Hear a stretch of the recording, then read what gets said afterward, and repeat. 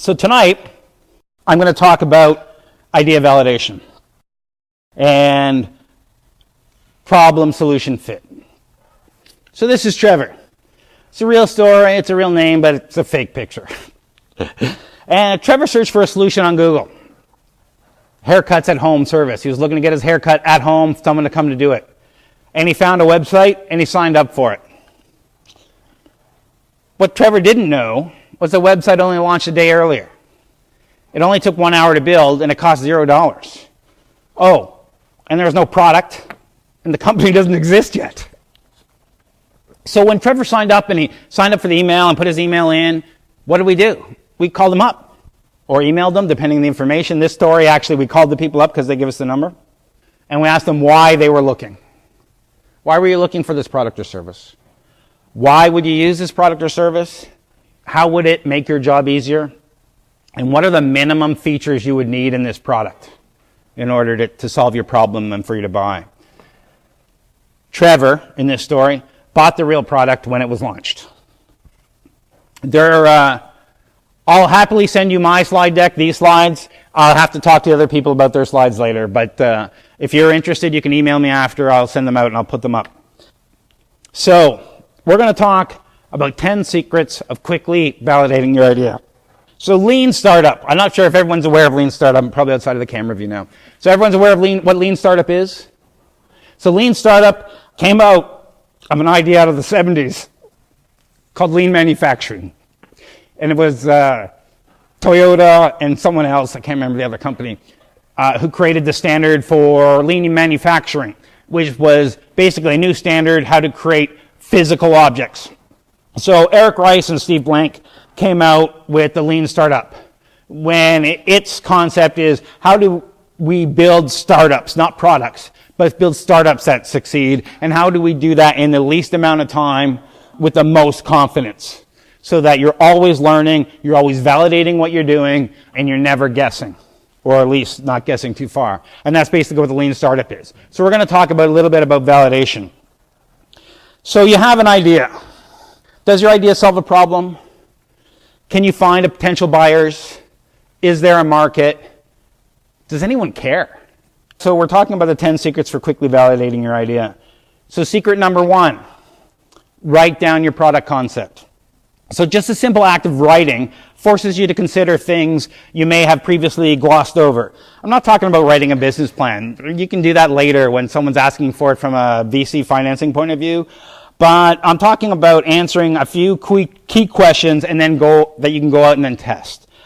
For this, I usually use a tool like the business canvas that we taught last night and a lean validation board, which I'm going to show you a little bit later. So we want to write down our assumptions that sooner or later we want to test. And the sooner we test them, the less risk you have as a startup. Many startups come to me, they've already built a product.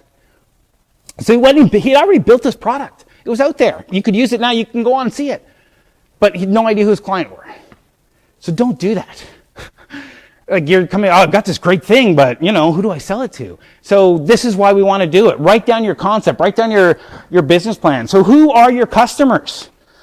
So these are some basic assumptions. If you say everyone, you're already setting yourself up for failure. If everybody's your client, no one's your client. You can't say, unless, I have the miracle pill that will cure all your pain, whoever you are. Well, great, maybe everyone is your client.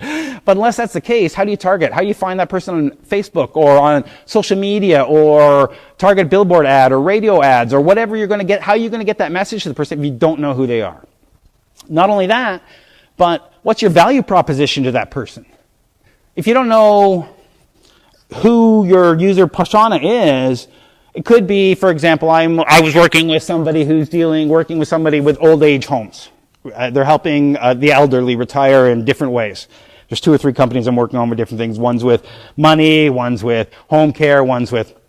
The problem is, who are their customer? Is it the person who needs that home care? Is it their daughter or their family who's worried about that elderly person? Who are you marketing your product to? You really need to understand everyone involved in that buyer decision to understand who you need to target and what your message is. Because to that elderly person who needs that extra care, it's freedom, it's lifestyle, it's confidence.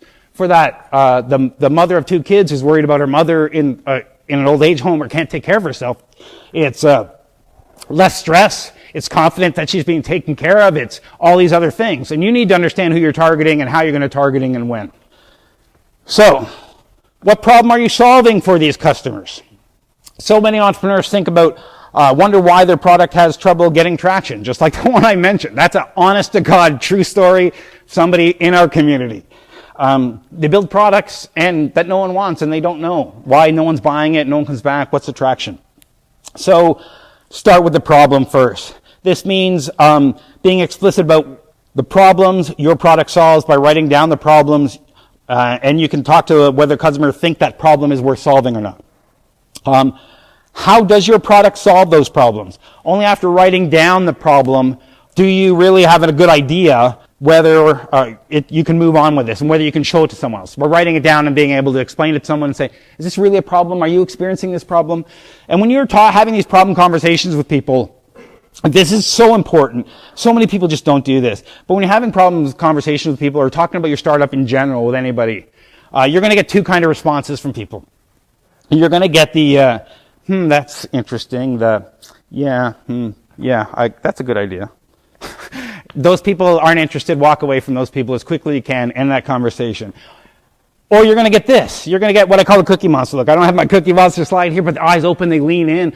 Tell me more. Wait a minute. You do what?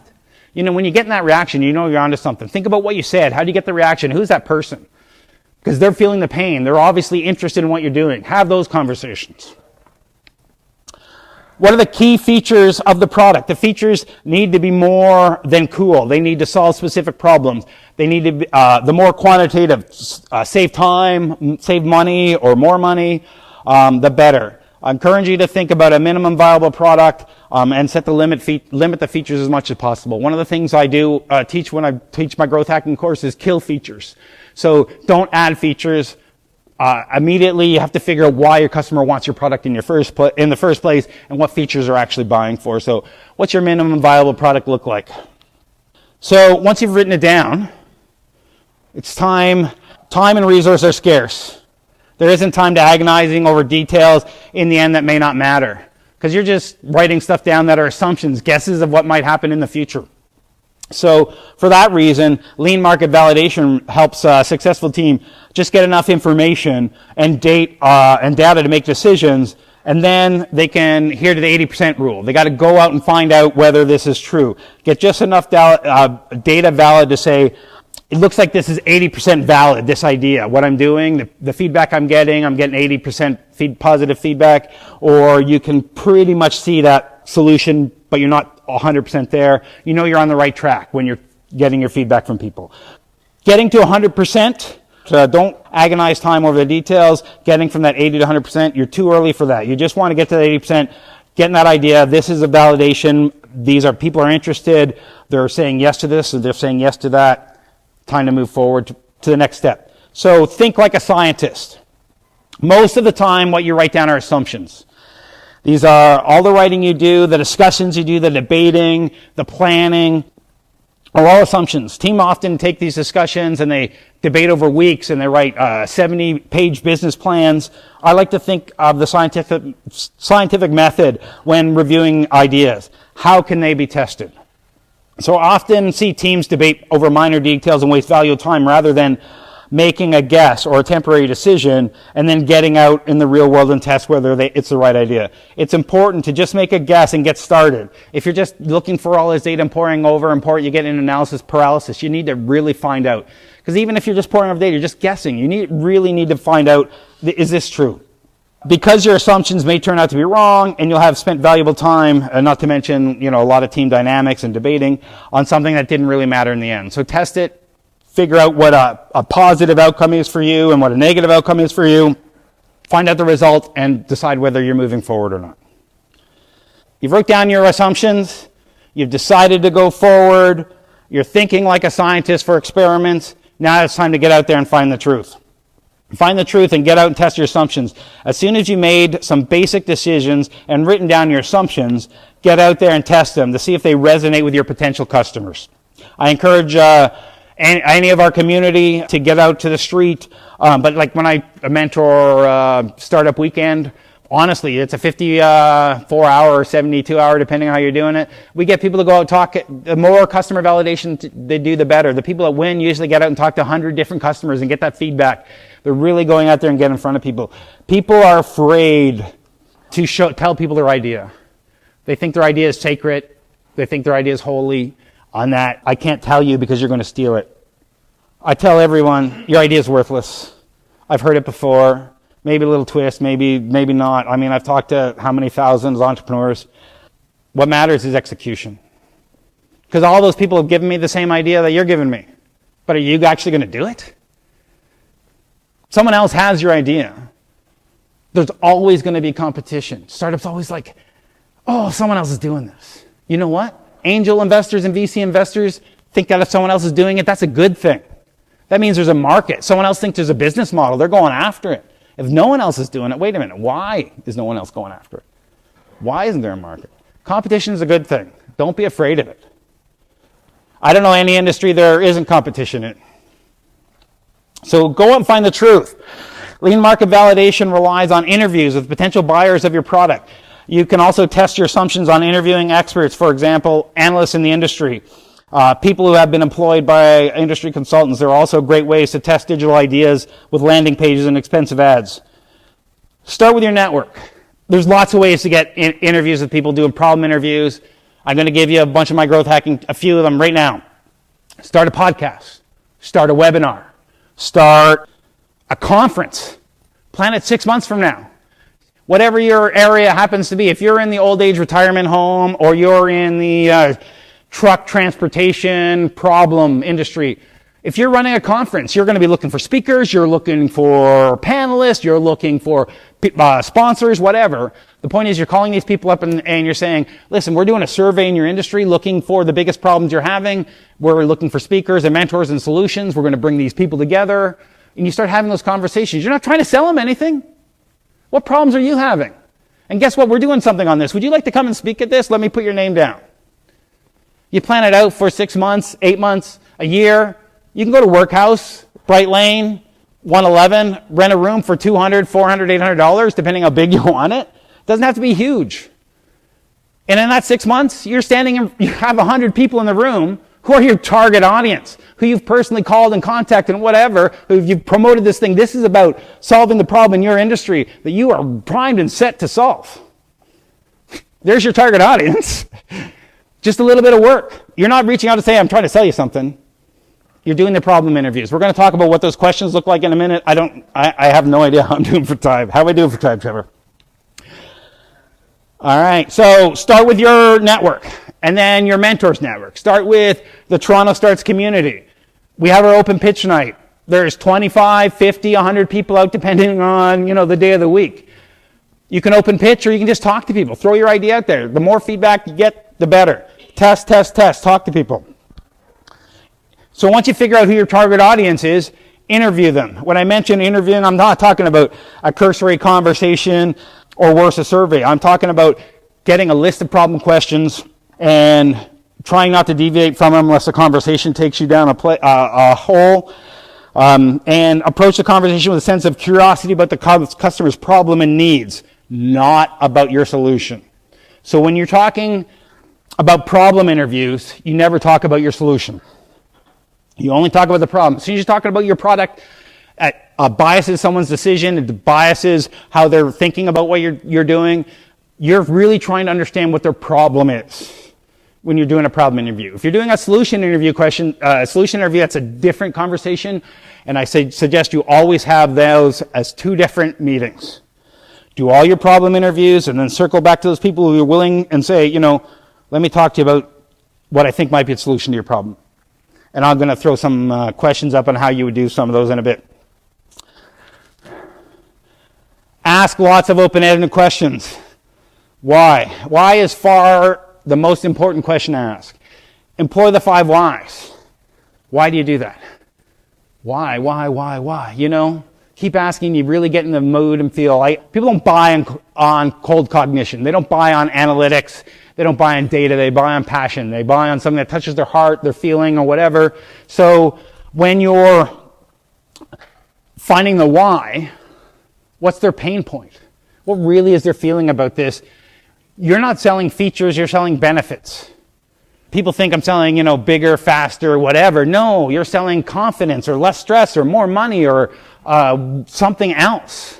Not the thing you're selling. And that's the thing you have to glom on when you're asking them. Find out in their words. Why? What's their motivation?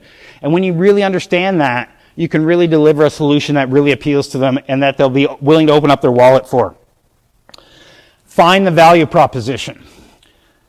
So number 8, I encourage entrepreneurs to focus less on features and more on explaining the value proposition for the product, as I just kind of said. What does that mean? A value proposition is the expected gains that a customer would receive from using your product. It might be time saved and making more money, or maybe some social benefit, like looking good or feeling good, whatever it is. The value propositions drive directly to the problems. In that situation where someone's taking care of the elderly, again, what's your value proposition? It depends on who you're talking to. Freedom and lifestyle, less stress, more confidence that your loved one's being taken care of, and all that kind of stuff. That's what you're selling, not home care. Liking your idea is not the same as buying your product. When you talk to people, your friends especially, so here's the problem with talking to your friends and family. They feel obligated to give you advice because they want to help you. They really do. When someone comes to you a problem, whether you're an expert in that field or whether you know for a fact what they should do, you give them advice. Do you know what I think? I think this is what happens. So if your mother has never been in the fintech industry and you're coming to her with your thing, and she's going to give you advice.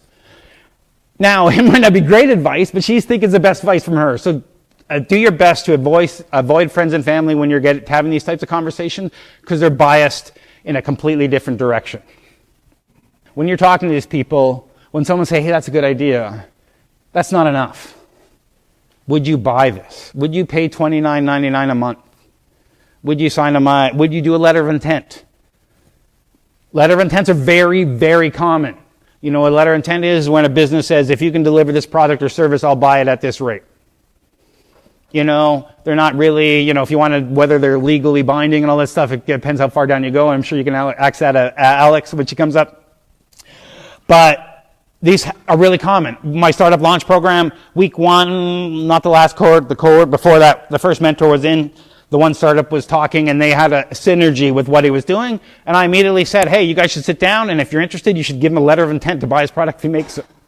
A week later, he had it.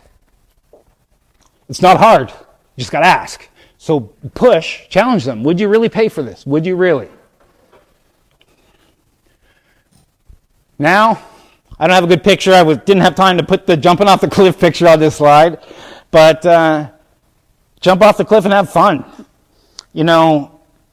Running a startup, the community, a startup weekend, whatever, is a great opportunity for entrepreneurs to take a chance, pitch their idea in front of strangers, our open pitch event, and really get some advice and get some feedback and take it to market. So go and enjoy. And whatever you do, validate before you build. Validation sounds hard. People don't want to do it. They don't want to do it. But building a real company is harder, and building a real company and a product that no one wants is devastating. I talked to lots of people who spent $120,000, $250,000 building something no one wanted, and they lost their shirt. So I'm going to come up in a few seconds. I'm going to whip through a bunch of slides, but if you're interested in taking pictures of all the types of questions you should be asking for all those interviews, I got a bunch of them coming up, so get your cameras ready, because I'm over my time limit, so I'm going to go through it. 2 golden rules to investigate customer pain points. Never tell them your product idea when you're investigating pain points. Never tell them that. Always ask customers at least one question that has the potential to destroy your currently imagined business. So here's the problem. You don't want to ask yes questions. You want to ask very open-ended questions because people will answer yes, yes, yes. That's not what you want. When you're doing these experiments and you're going out, if you're getting yes back, you're asking the wrong questions. You need to flip that around and say things like, what would make it better? What's the one feature that it's missing? Not, oh, is it good? Now, what's the one thing that you really wish it had? What's the one thing that pisses you off about this product? Like, seriously, they'll tell you. Don't be what do you really love? That's great, awesome, but check the other side of it. All right, cameras. We got a bunch of these slides. We're going to go through them quick. Everybody got them out? I'm not going to read these. Problem validation questions. Click, click, click. Solution validation questions. We got like 8 of these slides. Sorry, guys. Because these are all different kind of conversations. Problem discovery questions. Problem validation questions. Product discovery questions. Product validation. Product optimization questions. All these different interviews you should be doing, and ending interviews. When you're ending an interview, you always have follow-ups, that kind of stuff.